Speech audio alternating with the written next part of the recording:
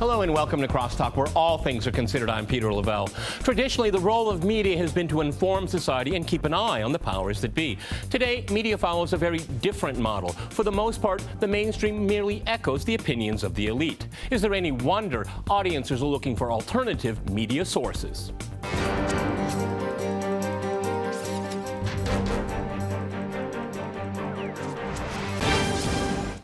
To CrossTalk, the role of media, I'm joined by my guest, David Swanson in Charlottesville. He is the director of worldbeyondwar.org. In Washington, we have Brian Becker. He is the national coordinator for the Answer Coalition. And in Phoenix, we cross to Patrick Henningsen. He is a journalist, writer, and founder of the news website 21stCenturyWire.com. All right, gentlemen, CrossTalk rules. In fact, that means you can jump in anytime you want, and I very much encourage it. Brian, if I can go to you first in Washington, I don't want to make this whole program about the Sony story, but I'm really quite amazed that this story breaks. There's no analysis of it within the media, mainstream, and it's all assumed that the North Koreans are bad guys, and then there are laws and sanctions passed without any real discussion when the expert community almost laughs this story out of hand. But it doesn't have any impact. So what is the purpose of mainstream media today? Well, we're witnessing in the mainstream media the demonization script that's being carried out against the Democratic People's Republic of Korea, or North Korea. It's one that's gone on for a long time. It's been done over and over again. In the case here, we see a movie being promoted that celebrates the assassination, the very violent, gruesome assassination of a head of state in North Korea. And you have to just put that in the context of how the North Koreans and the Korean people in general might view that. The United States dropped bombs on Korea, and mainly on North Korea, between 1950 and 1953. The main complaint of the pilots, the U.S. pilots at the end of that war, was that there was nothing left to bomb. They dropped immense quantities of napalm. 4 million Koreans died. And since then, since the signing of the armistice in July 1953, the U.S. refuses to sign a peace treaty with North Korea, and instead, twice a year, carries out the simulated invasion of North Korea and its nuclear annihilation through very sophisticated, large-scale war games, the biggest war games that the U.S. conducts anywhere, and at the same time keeps up this constant media barrage against North Korea, which started even more dramatically when President Bush said in January 2002 that North Korea, Iraq, and Iran were part of an axis of evil, and then he proceeded to invade Iraq and execute the head of state in Iraq.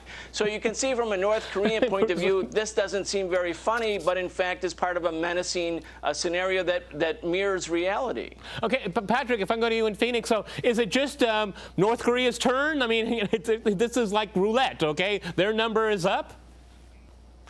Well, looking at this recent controversy with the Sony hack, one thing you have to just quickly underline here is that Michael Linton, the CEO of Sony, also sits on the board of the RAND Corporation. And it was reported by the Washington Post, Annan Hornaday reported that back in July, during the final edit process, he ran the film past someone at RAND and also the U.S. State Department. And in both cases, he got their blessing. And it was interesting, the comment from the U.S. State Department about this film being crucial in demoralizing the North Korean regime once it's leaked out on DVD. So that was reported in the Washington Post. So you can see the narrative of the North Korea Sony hack was agreed by Sony and Washington, and they just went with that narrative. And then they came up with something else called the Unit 121, the nefarious North Korean hacking group from in a basement somewhere in Pyongyang, and they were responsible for the hack. That originated from a speech by Kim Jong-un last year, which was reported in South Korea, and then the U.S. just riffed off that. So the U.S. State Department, the White House, getting its hacking menace narrative directly from Kim Jong-un. So it's amazing, really, when you think about it. Okay, David, if I go to you, I'll give you a hypothetical here. What did say a famous or not so famous Russian director made a film about the killing of the black president of the United States of America? How do you think the American people and the media would react? completely differently, of course, and hypocrisy is never acknowledged, but is just about always the norm.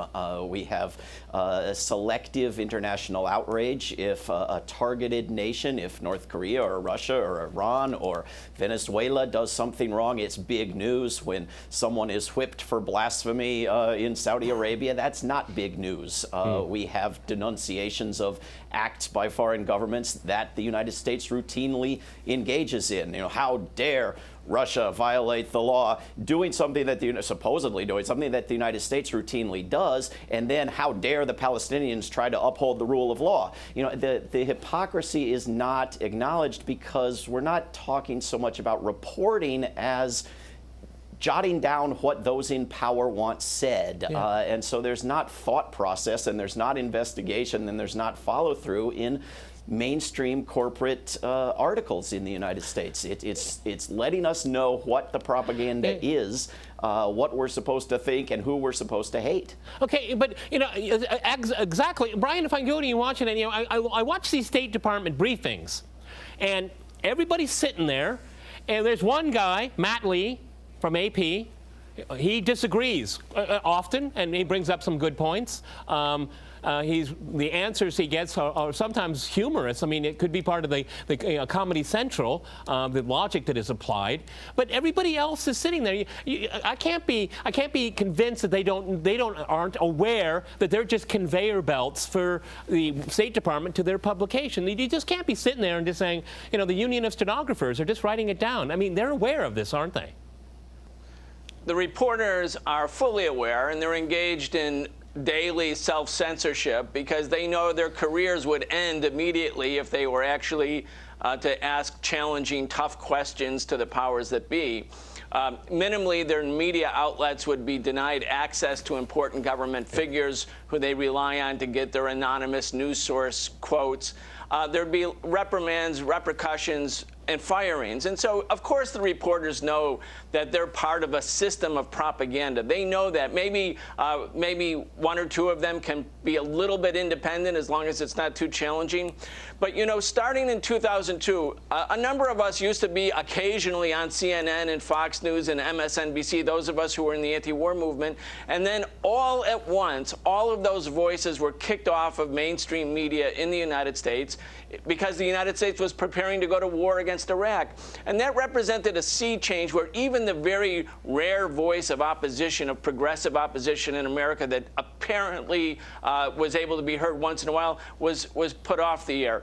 The American media is a propaganda echo machine for U.S. government official policy. And that's what we see. We saw it in Ukraine. We see it in Palestine. We see it in North Korea. We see it in Syria. It is nothing other than the mouthpiece of U.S. government policy, which ultimately is the government a policy that represents the interests of corporations, banks, and especially the military-industrial complex. Mm-hmm. You know, if I go to Phoenix here, Patrick, again, you know, when we look at this like lone wolf, Matt Lee, I'm wondering what kind of role he's playing, because I admire him. I ask him. I'm glad he asked these kind of questions. But as you pointed out before we recorded this program, is that I never see that stuff in his reports, though. No, it would be great if AP did print some of the more challenging points that Matt Lee's throwing at Jen Psaki or Marie Harf. But the reality is, if you look at this normal U.S. State Department briefing, it's like a bingo game, an afternoon bingo game at a nursing home. Besides Matt Lee, everybody's half asleep. And the RT reporters are also very good, but so it is a bit of stage play there, and I think after 9/11, as the previous speaker pointed out, very much the mainstream media became very pro-government. And a lot of that had to do with the assertion of power by people like Karl Rove, who said that we create our own reality, and some of these great statements that he made that really told a lot. And so we have a situation where access is very important. That's how Washington really works. It's been like that for decades, but I think it's gone into another mode here in the 21st century, and it is a worrying mode. We have a huge problem with ownership in media. In the United States, I believe 7 major corporations are in control of all mainstream media, and on the boards of those corporations, you have people who share board positions with CBS, CBS, Westinghouse, New York Times, Carlyle Group, Disney, Boeing, and so forth. So you have people sitting on the boards of major military industrial companies and also the main media companies, and those are the same companies that manufacture Tomahawk missiles, AWACS planes, stealth bombers, B-52 bombers. So it is no surprise that in the run-up to a war or to sell a war, that these media companies are very much on point. CNN's Wolf Blitzer is one of the great war promoters in history, in my opinion. And I thought it was very telling recently when the Senate Intelligence on torture, that report came out. Wolf Blitzer was basically trying to demoralize Dianne Feinstein on national TV. And she fought back, and he said, well, I'm just doing my job. He was talking about, oh, don't you think this report being released now, it's going to put lives in danger, the threat levels being raised. Dianne Feinstein challenged Wolf Blitzer, and he said, I'm just doing my job. I'm just reporting what Department of Homeland Security is saying. I'm just doing my job. That's the point, Peter. Wolf Blitzer is not doing his job. He should be challenging the official statements. Okay. But he's not. He's just parroting the official All right, line. gentlemen, I'm going to jump in here. We're going to go to a short break, and after that short break, we'll continue our discussion on the media. Stay with RT.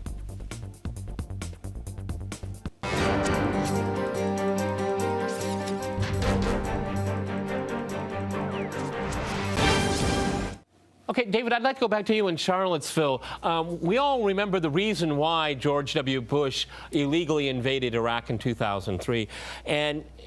But it's quite interesting. There's a recent public opinion poll that 42% of Americans believe that weapons of mass destruction were actually found in Iraq. Now, that had to have come from the media. It's not an invention, okay? And that's 51% of Republicans believe that, and 46% of independents believe that.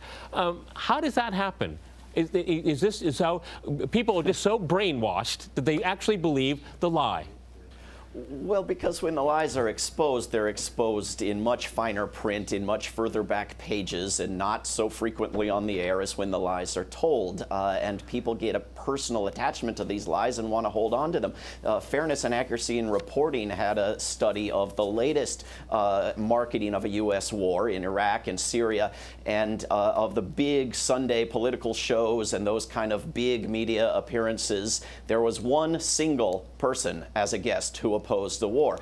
So it's actually gotten worse than back in 2002, 2003 in terms of representation of anti-war voices. Same organization found 2/3 of the guests on these shows were supporters of torture as opposed to opponents of torture. This is the range of debate allowed, yeah. So the corrections don't get made just because the facts have been put out there. I happened to look at the LA Times opinion page one day this week, and they had an article arguing that the inequality problem in the United States should be addressed by expanding the military, because I guess taxing billionaires, somebody might get hurt, That on the same page, they had an opinion arguing that if you're opposed to mass incarceration, you should be glad that the governor of Virginia is getting off so lightly, because I guess privilege should start at the top.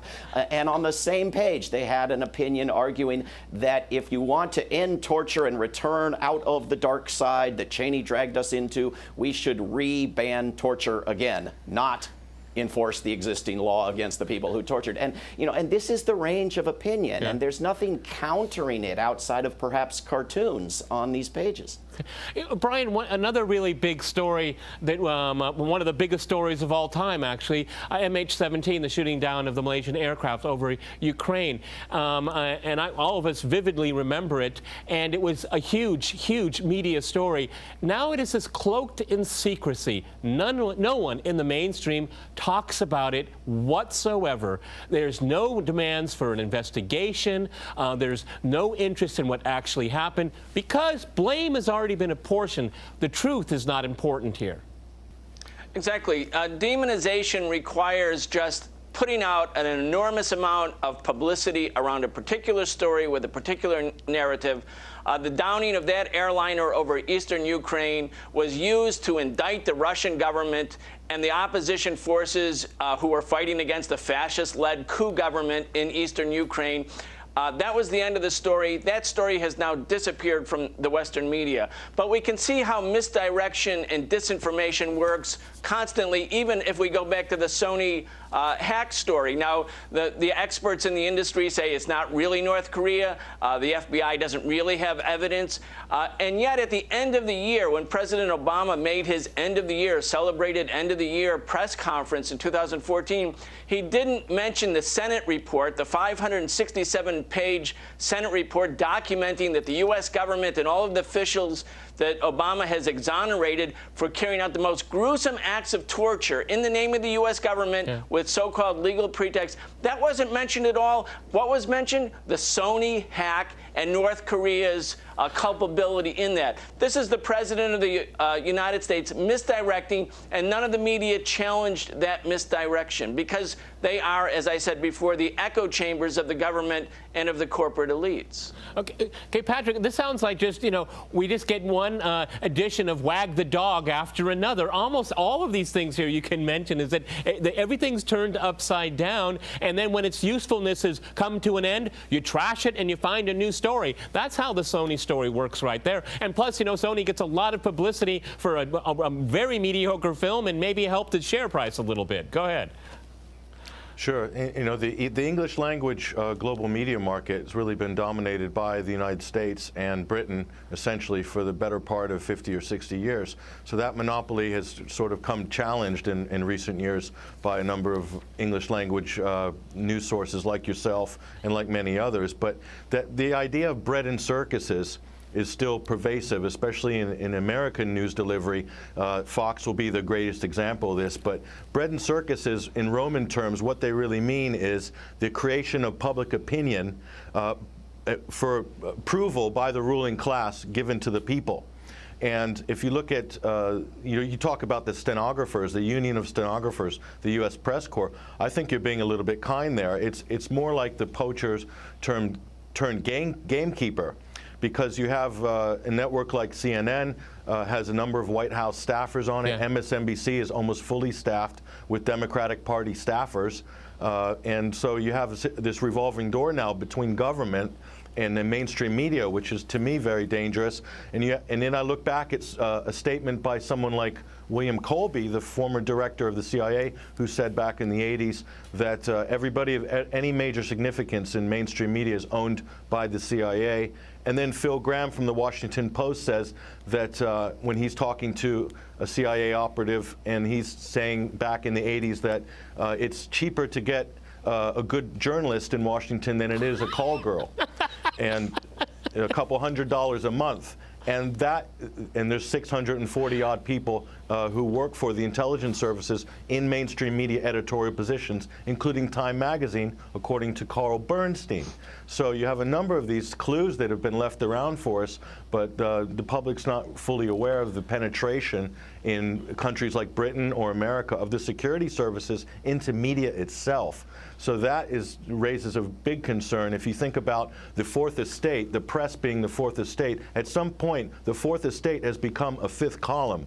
And I think the MH17 story, more than anything this year, absolutely underlines that paradigm. David, on this program, and I've looked back on some of my guests, and I'm not going to name names because that's not the purpose of what I'm about to say, but the number of people, and basically from the neocon world, they've basically said, well, we just need to get over it. Oh, that was a long time ago, Peter. We have to deal with it. We have to think positive. We have to think about the future. And it's always about, when I mention Iraq, when I mention Libya, when I mention Afghanistan, and I go on, and they just say, but we have to think about the future. I mean, that is a discursive method that is used a lot by people in media, is that, it's time to get over. It's a torture report. Okay, we tortured some folks. I mean, it's a very callous attitude because it really just doesn't demand you to think about anything at all. UN Ambassador Samantha Power wrote a column arguing that we should pay a little less attention to what was done to Libya by bombing Libya in order to be willing enough to start bombing Syria. That is, if you look back too closely at what's been done in the past and what's resulted from it, you won't be eager enough. You'll be too war-weary and so forth to engage in what needs to be done. And people write this stuff down and report it as if it's acceptable. I think that's absolutely right, that stenographer is not a bad enough term. Stenographers actually record the name of who's speaking. In the U.S. media, most of the horrible stuff, the selective leaking, the baseless claims are anonymous. They're anonymous government officials, and people out of power don't get that same privilege. This is how power uses the media in a way that everybody else cannot. And we watched Chuck Todd within the past couple of weeks, big interviewer on U.S. television, say, if I were to ask any tough questions, nobody would come on my show. Right? And we have journalists in the print media like James Risen, and anyone who's watching what's being done to James Risen, who realize if you print any tough critiques and information that they don't want out there, you could face going to jail, as this New York Times reporter is currently facing. You know, Brian, one of the things that I've noticed, and I try to explain to my Russian friends, is that, you know, the news headlines in the United States, you know, people throwing ice water over their head, or the size of some actress's butt or something like that. And I always say, well, you know, in the West, they like these first world problem stories, okay, because they're very entertaining. Going back to what Patrick was saying, we have bread and circuses. I mean, this crowds out any discussion of really important events, and people go for it. I mean, you get eyeballs and you get clicks for it. I mean, this is what drives a great deal of the media right now. Again, stories that just don't really matter. There is some hope, though, and that is, you can see right now in the United States, there's a rising new civil rights movement against police violence, which is, you know, every 28 hours the police or a vigilante or security guard kills another black person. Rampant police violence, police brutality, mass incarceration. A new movement's growing up, but not because of the corporate media. It's because of alternative media. It's because of social media. People are trying to find a voice in the United States. They realize more and more that the corporate media is just a complete dead end if you want to know anything. And so we have a new generation of young people who are desperately looking for alternative media.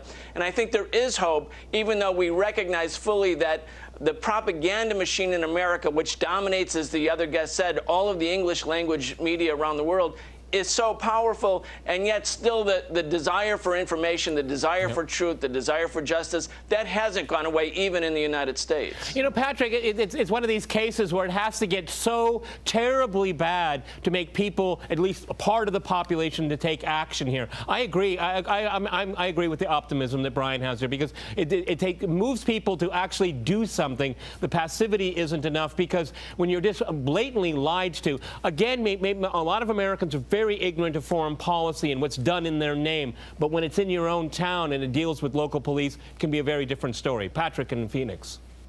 Yes, and you know, you're right, Peter. There are some things to be positive about. One of them is that in terms of total audience, the mainstream media or a program like Wolf Blitzer's Situation Room or Anderson Cooper's 360 has such a tiny now share of the national audience, but yet they're still presenting and still doing their thing. So, but their job mainly is still consensus reality. It's creating a consensus reality that where you get enough people in a room and everyone will say, yes, that's reality, even if it's not. And so it's still a cartel. So the media cartel is just like the banking cartel. So in banking, you have the LIBOR scandal where they fix interest rates. In media, it's the LIBOR of information.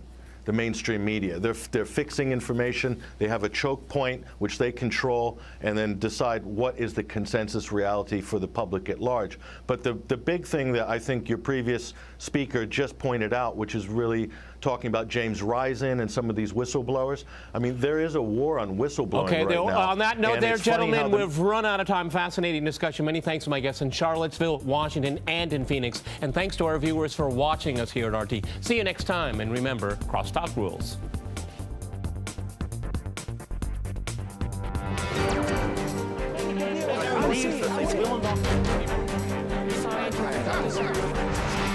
I love it.